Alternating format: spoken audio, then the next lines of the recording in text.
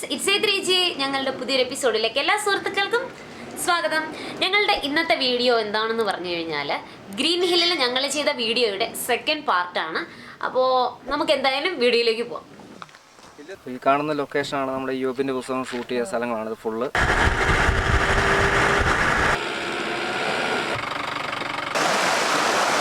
ഉളുപ്പുണി ടണലിൻ്റെ അടുത്താണ് നിൽക്കുന്നത്.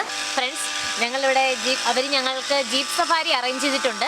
അപ്പോൾ അതിനുവേണ്ടി വിളിക്കുകയാണ്. സോ ഞങ്ങൾ ഇവിടുത്തെ കാഴ്ചകൾ എല്ലാം ഞങ്ങൾ അത്യാവശ്യം കണ്ടു കഴിഞ്ഞു. അപ്പോൾ ഞങ്ങൾ മാത്രമല്ല, നിങ്ങളും കണ്ടു. അപ്പോൾ ഞങ്ങളിനി ജീപ്പ് സഫാരിയിലേക്ക് പോവുകയാണ്, അതിനുവേണ്ടി പോവുകയാണ്.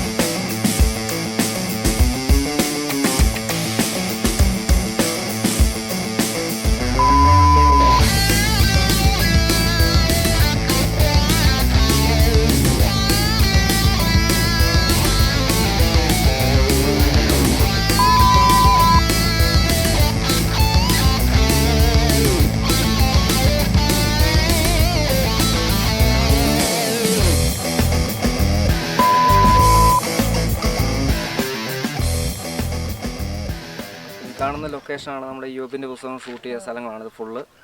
അപ്പോൾ ഇവിടെ നമുക്ക് കാണാനുള്ളതെന്ന് പറഞ്ഞു കഴിഞ്ഞാൽ നമുക്ക് ഉളുപ്പുണി വെള്ളാരംകുന്ന് ടോപ്പ് സ്റ്റേഷൻ, പിന്നെ അതിൻ്റെ അടുത്ത് തന്നെയായിട്ടാണ് നമുക്ക് ഇടുക്കി ഡാമിൻ്റെ ഒരു വ്യൂ പോയിൻ്റ് വരുന്നുണ്ട്.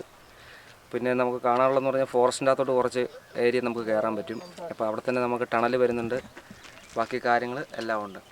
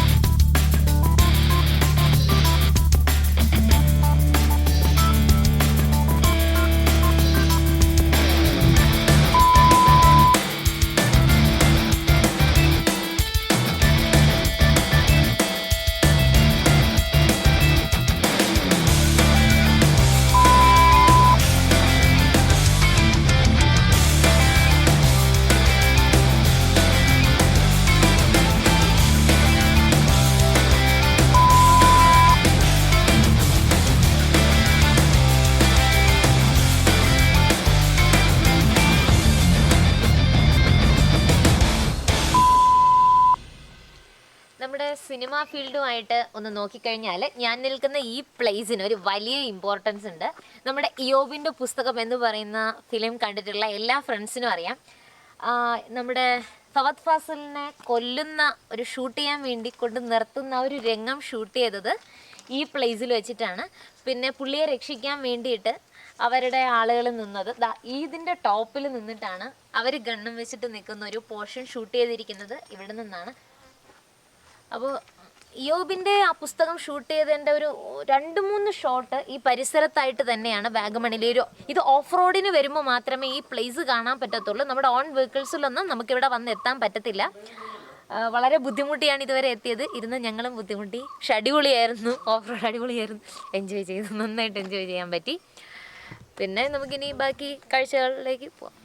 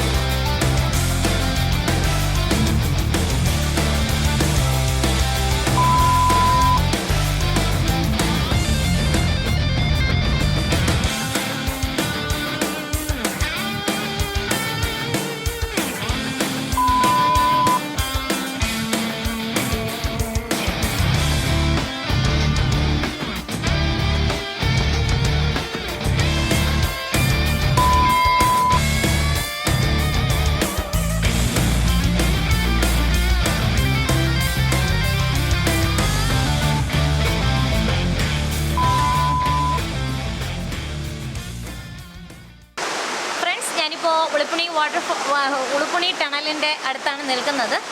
ഇതെന്തിനാണെന്ന് വെച്ച് കഴിഞ്ഞാൽ ഇടുക്കി അണക്കെട്ട് എന്ന് പറയുമ്പോൾ നമുക്കറിയാലോ ഏറ്റവും കൂടുതൽ ജലവൈദ്യുതി അവിടെ നിന്നാണ് പല സപ്ലൈയിലായിട്ട് പോകുന്നത്.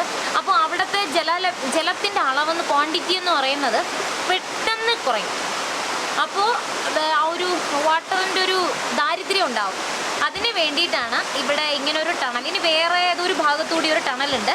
അപ്പോൾ അവിടെ വെള്ളം കുറയുന്ന സമയത്ത് ഇവിടെ നിന്ന് ഇവർ ഓപ്പണാക്കി വിടും. അതിന് വേണ്ടി അത് മഴ കൂടുന്നതും കുറയുന്നതും അനുസരിച്ചിരിക്കും ഇവിടെ നിന്ന് ഇതിൻ്റെ ഒരു വാട്ടറിൻ്റെ ഫ്ലോ എന്ന് പറയുന്നത്. ഇവിടെ ഇപ്പോൾ അത്യാവശ്യം ആളുകളൊക്കെ വന്ന് കളിച്ചിട്ടൊക്കെ പോകാറുണ്ട്. സോ അതുകൊണ്ട് ഞങ്ങൾ ഇറങ്ങിയതാണ്.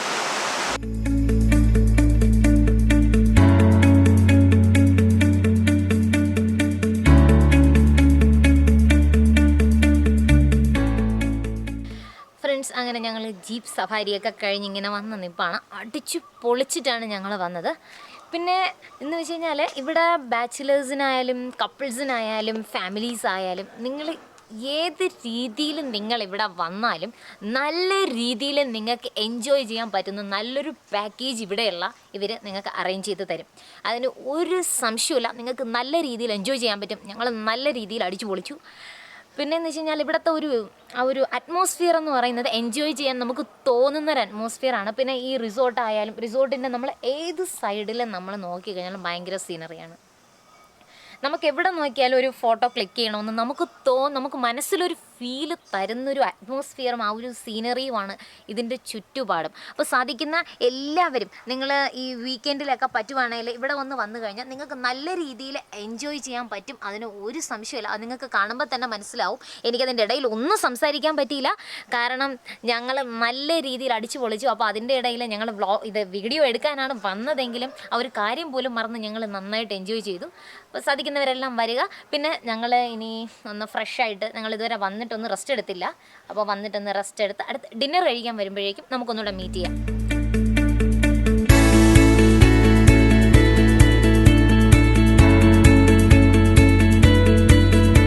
ഫ്രണ്ട്സ്, അങ്ങനെ ഞങ്ങളുടെ ഡിന്നർ റൂം സർവീസ് ആയിരുന്നു.